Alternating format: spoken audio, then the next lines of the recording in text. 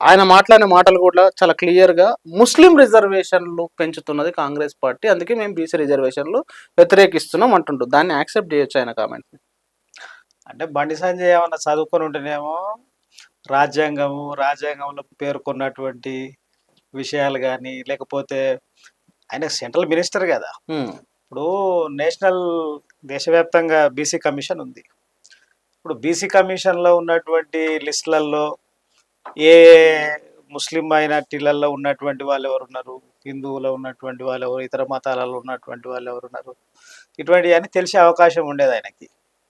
కనుక బేసికల్‌గా ఆయనకు పెద్దగా ఏం తెలియదు గనక ఆయన తెలవని ఎట్లంటారు? ఆయన కేంద్ర మంత్రి మీరన్నట్టే. ఇప్పుడు కేంద్ర మంత్రి ఆయన అంటే ఇంకోటేంటంటే మతాలకి కాదు గదా ఇచ్చేది. మతాల రిజర్వేషన్‌లు ఇది అంబేద్కర్ చెప్పిన రిజర్వేషన్ కాదు అంటున్నాడు.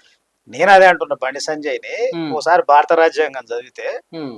భారత రాజ్యాంగం గాని, లేకపోతే రాజ్యాంగం ఏర్పడే క్రమంలో కాన్స్టిట్యూషనల్ డిబేట్స్ గాని ఇవన్నీ చదివితే, హ్మ్. ఇప్పుడు రాజ్యాంగంలో షెడ్యూల్డ్ కాస్ట్స్ ఉన్నాయి. హ్మ్. షెడ్యూల్డ్ ట్రైబ్స్ కూడా ఉన్నాయి. హ్మ్. అట్లాగే ఓబీసీ, హ్మ్. ఓబీసీ అంటే ఏంది? Other backward class. అవును. అదర్ బ్యాక్వర్డ్ కాస్ట్ కాదు. హ్మ్. అదర్ బ్యాక్వర్డ్ క్లాస్ అనేటువంటిది ముస్లిం అదర్ బ్యాక్వర్డ్ క్లాస్ అని ఉందా? హ్మ్. లేకపోతే హిందూ అదర్ బ్యాక్వర్డ్ క్లాస్ అని ఉన్నదా? హ్మ్. దేని ఏముంది? హ్మ్. అంటే ఇతర వెనకబడ్డటువంటి తరగతులు. తరగతులు. అవును. మరి వెనకబడ్డ తరగతులు అన్నటువంటి దానికి పునాది మతమా? హ్మ్. ఏ మతం? అది ముస్లింలా, హిందువులా, బుద్ధులా, క్రిస్టియన్సా? ఎవరు మతం? కనుక ఓబీసీ అన్నటువంటిది కులం కాదు. హ్మ్. వెనకబడ్డ తరగతులు. వెనకబడ్డయి అన్నటువంటి దానికి ప్రామాణికం ఏందన్నటువంటి ఏంటి చూసినప్పుడు ప్రామాణికం? ఇప్పుడు మన దేశంలో ప్రామాణికంగా చూసేటువంటిది హ్మ్. మొట్టమొదటిగా రిజర్వేషన్లు ఈ దేశంలో మహాత్మా జ్యోతిబా పూలే హంటర్ కమిషన్‌కి అంటే విద్యారంగంలో బ్రాహ్మణుల యొక్క ఆధిపత్యం స్థానంలో కింది కులాలకు కూడా వాళ్ళకి విద్యాపరమైనటువంటి అవకాశాలు కల్పించాలని హంటర్ కమిషన్‌కి మహాత్మా జ్యోతిబా పూలే మొట్టమొదటిసారిగా ఆయన వినతి పత్రం ఇచ్చాడు. రిజర్వేషన్లు రావడానికి కారణం ఏంటంటే ఒక స్థలంలో అన్ని వర్గాలకు సంబంధించిన ప్రజలకి ప్రాతినిధ్యం ఉండాలనేటువంటిది రిజర్వేషన్లకు పునాది. హ్మ్. దానితో పాటు సామాజిక వెనుకబాటుతనం, విద్యాపరమైనటువంటి వెనుకబాటుతనం అనేటువంటిదే రిజర్వేషన్లకు పునాది తప్ప రిజర్వేషన్లకు పునాది కులము కాదు, మతము కాదు. హ్మ్.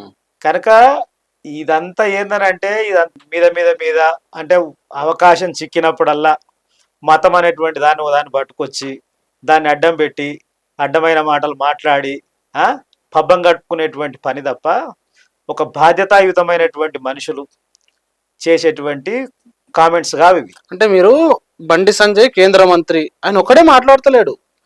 కేంద్రంలో, దేశంలో ఉన్న బీజేపీ నాయకులు అనేక మంది చాలా చదువుకున్నోళ్ళు, లాయర్లు వీళ్ళందరూ ఇదే కామెంట్ చేస్తారు. ఇది మతానికి సంబంధించింది కాబట్టి మేము అంగీకరించం అనేది కామెంట్ చేస్తున్నారు. మతం ఎక్కడుంది అసలు అని నేను అడుగుతున్నా. హ్మ్.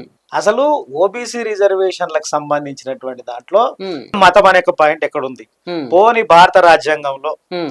భారత రాజ్యాంగం అతి పెద్ద గ్రంథం కదా, హ్మ్. భారత రాజ్యాంగంలో ఎక్కడైనా హిందూ మతం అని, ముస్లిం మతం అని, క్రిస్టియన్ మతం అని ఉన్నదా? హ్మ్. ఒక్క పదం ఉన్నదా? హ్మ్. రాజ్యాంగంలో మత స్వేచ్ఛ ఉన్నది. ఎవరు ఏ మతానన్నా స్వీకరించవచ్చు, దేనన్నా ఆచరించవచ్చు, ప్రచారం చేసుకోవచ్చు అనేటువంటిది ఉన్నది.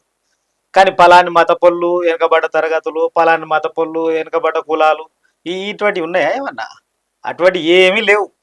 ఇదంతా బీజేపీ ఒక ప్రాపగండలో భాగంగా. ఏం ప్రాపగండా? అంటే బీజేపీ మేం బీసీలం. అంటే బండి సంజయ్ ఇట్ సెల్ఫ్ నేను బీసీని అని చెప్తుండు. అవును, మా మోడీ బీసీ. అవును. కాబట్టి మేము బీసీలకు అనుకూలమైన వాళ్ళం. కాబట్టి బీసీ రిజర్వేషన్లు మాకు మేము ఇస్తాం, ఇవ్వాలి. కానీ దాంట్లో కుట్ర మొన్న ఉంది అంటున్నారు. మొన్న రేవంత్ రెడ్డి గారు అన్నారు మోడీ కన్వర్టెడ్ బీసీ అని. హ్మ్. మోడీ వాళ్ళ కులం అనేటువంటిది మోద్గాంచి కులం హ్మ్. గుజరాత్ లో. హ్మ్. మోద్గాంచి కులం అనేటువంటిది ఓసీ కమ్యూనిటీలో ఉండే. హ్మ్. తర్వాత కాలంలో వాళ్ళని బీసీ కమ్యూనిటీలో చేర్చారు హ్మ్. గుజరాత్ లో. హ్మ్. కనుక బీసీ అని అంటే బీసీ కులం అని అనుకుంటారు ఇట్లు. హ్మ్. బీసీ అనేది కులమే లేదు అసలు. హ్మ్.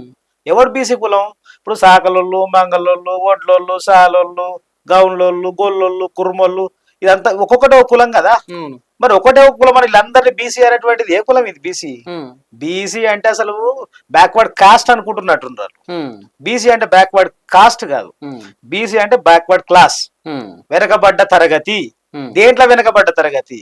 విద్యాపరంగా వెనకబడ్డ తరగతి, సామాజిక పరంగా వెనకబడ్డ తరగతి. హ్మ్. దీన్ని వదిలిపెట్టి ఇప్పుడు ముస్లింలలో ఉన్నారు. హ్మ్. ముస్లింలలో వెనకబడ్డ తరగతులకు సంబంధించినటువంటి వాళ్ళు రాళ్ళు కొట్టుకునేటోళ్ళు, సఫాయి పనులు చేసుకునేటువంటి వాళ్ళు, లేకపోతే దూదేకుల వాళ్ళు, పింజారీలు, లేకపోతే ఫకీర్లు, ఇటువంటి సామాజికంగా వెనకబడ్డలు కదా, విద్యాపరంగా వెనకబడ్డలు కదా. ఈడ మతం ఎందుకు వస్తుంది? ఇప్పుడు బీసీలకు రిజర్వేషన్ ఇవ్వడం కల్లా హిందూ బీసీలు అనేటువంటి ఉందా ఏమన్నా? వీళ్ళు హిందూ బీసీలు, మరి వాళ్ళు ముస్లిం బీసీలు అవుతారు కదా. బీసీ అనేటువంటి దానికి బ్యాక్వర్డ్ క్లాస్ తప్ప బ్యాక్వర్డ్ కాస్ట్ కాదనేటువంటిది ముందు కులము లేదు, మతం లేదు. ఉదాహరణకు నీకు చెప్తా.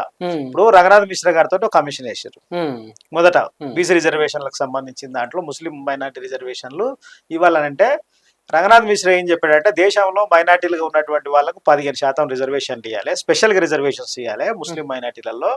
అందులో 10% ముస్లిం మైనార్టీలకు ఇవ్వాలి, ఇంకో 5% బుద్ధిస్ట్, క్రిస్టియన్స్, వీటిలలో లింగ్విస్టిక్ మైనార్టీస్, రిలీజియస్ మైనార్టీస్ ఎవరైతే ఉన్నారో వాళ్ళకి ఇంకో 5% అని చెప్పాడు. తర్వాత సచార్ కమిటీ వచ్చింది, సచార్ కమిషన్ వచ్చింది, రాజేంద్ర సచార్ గారు. సచార్ కమిషన్ ఏం ప్రతిపాదించిందని అంటే మతం ప్రాతిపదికన రిజర్వేషన్లు అనేటువంటిది కాదు, ఓబీసీలలోనే భాగంగానే వీళ్ళకి రిజర్వేషన్లు ఇవ్వాలి.